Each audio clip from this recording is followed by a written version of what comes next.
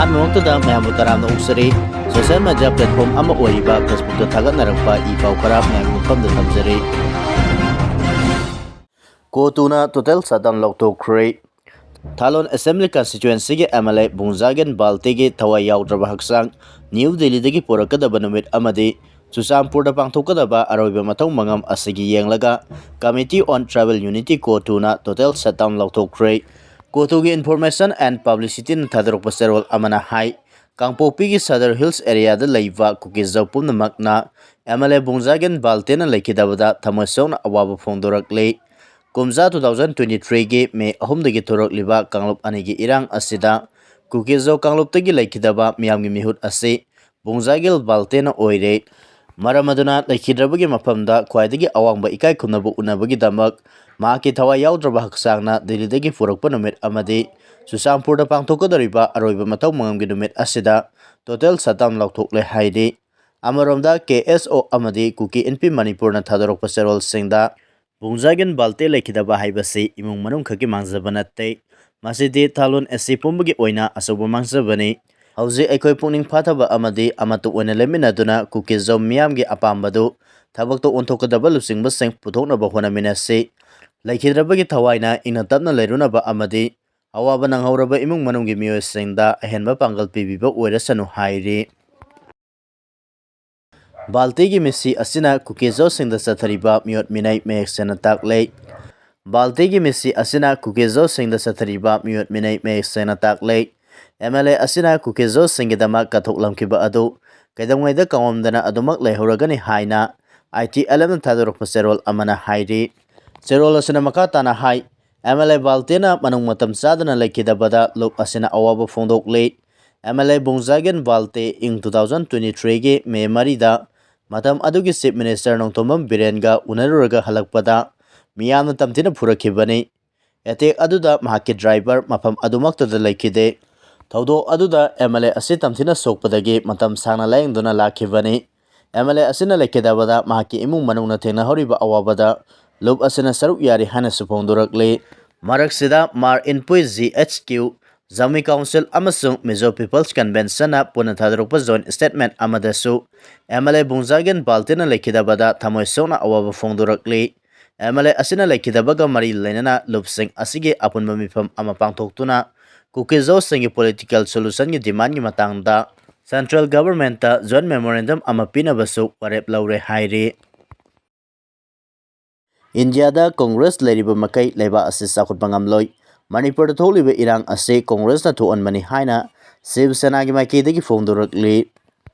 ꯏꯟꯗꯤꯌꯥꯗ ꯀꯣꯡꯒ꯭ꯔꯦꯁ ꯂꯩꯔꯤꯕ ꯃꯈꯩ ꯂꯩꯕꯥꯛ ꯑꯁꯤ ꯆꯥꯎꯈꯠꯄ ꯉꯝꯂꯣꯏ꯫ ꯃꯅꯤꯄꯨꯔꯗ ꯉꯁꯤ ꯊꯣꯛꯂꯤꯕ ꯀꯥꯡꯂꯨꯞ ꯑꯅꯤꯒꯤ ꯏꯔꯥꯡ ꯑꯃꯁꯨꯡ ꯏꯟꯗꯤꯖꯤꯅꯁ ꯄꯤꯄꯜꯁꯤꯡ ꯃꯨꯠꯅꯕꯒꯤ ꯂꯝꯕꯤ ꯑꯃꯗ ꯆꯠꯂꯝꯕ ꯑꯁꯤꯁꯨ ꯀꯣꯡꯒ꯭ꯔꯦꯁꯅꯅꯤ꯫ ꯃꯁꯤꯒꯤ ꯃꯇꯥꯡꯗ ꯗꯤꯕꯦꯠ ꯇꯧꯅꯕ ꯌꯥꯏ ꯍꯥꯏꯅ ꯁꯤꯕ ꯁꯦꯅꯥ ꯃꯅꯤꯄꯨꯔ ꯌꯨꯅꯤꯠꯀꯤ ꯄ꯭ꯔꯁꯤꯗꯦꯟꯠ ꯑꯦꯝ. ꯇꯣꯝꯕꯤꯅ ꯉꯁꯤ ꯕꯕꯨꯄꯨꯔꯥꯗ ꯂꯩꯕ ꯄꯥꯔꯇꯤ ꯑꯁꯤꯒꯤ ꯑꯣꯐꯤꯁꯇ ꯄꯥꯡꯊꯣꯛꯈꯤꯕ ꯄꯥꯎꯒꯤ ꯃꯤꯐꯝ ꯑꯃꯗ ꯐꯣꯡꯗꯣꯛꯈ꯭ꯔꯦ꯫ ꯃꯍꯥꯛꯅ ꯃꯈꯥ ꯇꯥꯅ ꯍꯥꯏ ꯏꯟꯗꯤꯌꯥꯅ ꯅꯤꯡꯇꯝꯕ ꯐꯪꯂꯛꯈꯤꯕ ꯆꯍꯤ 75-76 ꯁꯨꯔꯦ꯫ ꯃꯅꯤꯄꯨꯔꯗ ꯀꯣꯡꯒ꯭ꯔꯦꯁꯅ ꯁꯥꯡꯂꯕ ꯆꯍꯤ ꯀꯌꯥ ꯑꯁꯤ ꯁꯥꯁꯟ ꯇꯧꯗꯨꯅ ꯂꯥꯛꯈꯤꯕꯅꯤ꯫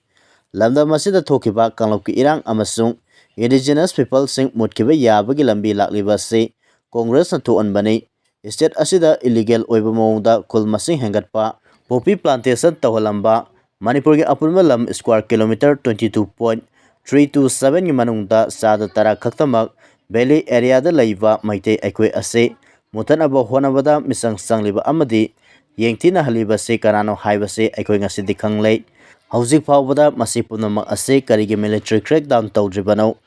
ꯄꯥꯔꯂꯤꯌꯥꯃꯦꯟꯠꯇ ꯃꯅꯤꯄꯨꯔꯒꯤ ꯃꯇꯥꯡꯗ ꯑꯔꯨꯕ ꯈꯟꯅꯁꯤ ꯍꯥꯏꯔꯕꯗꯤ ꯀꯣꯡꯒ꯭ꯔꯦꯁꯅ ꯋꯥꯛ ꯑꯥꯎꯠ ꯇꯧꯗꯨꯅ ꯈꯟꯅꯕ ꯌꯥꯍꯟꯗꯦ꯫ ꯃꯅꯤꯄꯨꯔꯒꯤ ꯌꯦꯜꯍꯧ ꯐꯨꯔꯨꯞꯁꯤꯡꯒꯤ ꯏꯟꯇꯔꯦꯁꯠꯀꯤ ꯃꯥꯌꯣꯛꯇ ꯀꯣꯡꯒ꯭ꯔꯦꯁ ꯄꯥꯔꯇꯤꯅ ꯏꯪ 2005-2008ꯇ ꯀꯨꯀꯤ ꯃꯤꯂꯤꯇꯦꯟꯠꯁꯤꯡꯒ ꯁꯨꯁꯥꯏꯟ ꯆꯠꯊꯔꯝꯕꯗꯒꯤ ꯉꯁꯤ ꯑꯩꯈꯣꯏ ꯈꯝ ꯊꯦꯡꯅ ꯋꯥꯔꯤꯕꯅꯤ꯫ ꯃ꯭ꯌꯥꯟꯃꯥꯔꯗꯒꯤ ꯅꯥꯔꯣꯜꯗ ꯆꯪꯁꯤꯜꯂꯛꯈꯤꯕ ꯏꯂꯤꯒꯦꯟ ꯃꯥꯏꯒ꯭ꯔꯦꯟꯠ ꯀꯌꯥꯒꯤ ꯈꯨꯟꯗꯥꯐꯝ ꯄꯤꯔꯝꯕꯁꯨ ꯀꯣꯡꯒ꯭ꯔꯦꯁ ꯄꯥꯔꯇꯤꯅꯅꯤ꯫ ꯄꯨꯝꯅꯃꯛ ꯑꯁꯤ ꯀꯣꯡꯒ꯭ꯔꯦꯁ ꯄꯥꯔꯇꯤꯅ ꯊꯥꯔꯝꯕ ꯆꯥꯔꯥꯁꯤꯡ ꯑꯗꯨꯒꯤ ꯃꯍꯩꯅꯤ꯫ ꯂꯩꯕꯥꯛꯀꯤ ꯃꯥꯏ ꯄꯨꯔꯛꯀꯗꯕ ꯃꯇꯥꯡꯗꯁꯨ ꯂꯩꯕꯥꯛ ꯑꯁꯤꯕꯨ ꯏꯀꯥꯏ ꯐꯤꯔꯨꯞ ꯈꯨꯝꯍꯟꯅꯕ ꯊꯕꯛ ꯀꯣꯡꯒ꯭ꯔꯦꯁꯅ ꯂꯦꯞꯇꯅ ꯆꯠꯊꯗꯨꯅ ꯂꯥꯛꯂꯤ꯫ ꯑꯁꯤꯒꯨꯝꯕ ꯑꯑꯣꯟ ꯑꯑꯣꯟꯆꯥꯕꯒꯤ ꯄꯣꯂꯤꯇꯤꯛꯁ ꯑꯁꯤ ꯂꯦꯞꯄꯤꯔꯣ꯫ ꯂꯩꯕꯥꯛꯀꯤ ꯍꯧꯖꯤꯛ ꯑꯣꯏꯔꯤꯕ ꯐꯤꯚꯝ ꯑꯁꯤꯗ ꯄꯣꯂꯤꯇꯤꯀꯦꯜ ꯃꯥꯏꯂꯦꯖ ꯂꯧꯅꯕ ꯀꯣꯡꯒ꯭ꯔꯦꯁꯅ ꯆꯠꯊꯔꯤꯕ ꯄꯣꯂꯤꯇꯤꯛꯁ ꯑꯁꯤ ꯌꯥꯝꯅ ꯏꯀꯥꯏꯅꯤꯡꯉꯥꯏꯅꯤ ꯍꯥꯏꯈꯤ꯫ ꯑꯃꯔꯣꯝꯗ ꯅ꯭ꯌꯨ ꯗꯤꯜꯂꯤꯗ ꯃꯥꯂꯦꯝꯒꯤ ꯂꯩꯄꯥꯛ 109 ꯂꯣꯝꯒꯤ ꯃꯤꯍꯨꯠ ꯌꯥꯎꯅ Hauzik Satariba AI Summit 2026 Congress ki youth singna purit lautoktuna yengbada nungaitaba mawongda Prime Minister bu ikaiba piribani haina satakiba protest adu yamna leibak masa tadaba thawong amani thawong asi Shiv Sena Manipurna akanba mawongda condemn tawi makoina pamba pamdaba yaningdaba haiba wafam aduna amani adubu leiba amagi Prime Minister bu khongoina ba haibasi jungle culture ni haina supongdorakli Mathau tarabadi Nagaland laiba kukising mathakta quit notice amuk hana sanahalakpa yai AYO ing kumza 1995 ta Nagaland laiba kukising da quit notice issue tawkiba adu mathau tarabadi amuk hana sanahalakpa yai quit notice adu matam kharagi oina suspend tawraga thamkibani haina Angami Youth Organization na state adu da laiba kukising mathakta section warol thamkhre Organization asina thokiba serol amada hai tha asigi tara humdoida mawa kuki kulgi miyoi kharana sakroma public organization gi lusingba singda khuthakhibagi tawdo adu loop asina hakchana lawi ing 1995 ta angami masen manau ani kuki singna pochai mulaba matung tafo kulda mihatina hatokhiba tawdo amagi mayokta Angami Youth Organization na quit notice adu angami jurisdiction da lariba kuki singda issue tawkhibani adum onama kuki gi lusingba kayana hajarakpa amadi Sakroma Public Organization CPO na midyang sanglakpadagi atingba ado matam kharagi oina handokibani ing 1995 ki July 18 da kuki lusingba singa neji phima da declaration ama tawnaduna CPO gi decision khudingma ikai khomnabu utuna political amadi social gi mari lenaba ware khudingma CPO na lorokpada ayatpa piroi hana wasakhibani masigi mathakta khana senaba natraga pamdaba thawdok sing tholakpada Angami naga customary law ngakna satkani amadi lamasigi mapu oriba CPO na mathau tarabadi kolgi mami hongdo onsen tawbada ayatpa lairoi hana supongdokhibani yanaikiba asigi matung inna Angami Youth Organization na kuki singi mathakta thamlamba atingba adu matam kharani gi oina suspend tawkhibani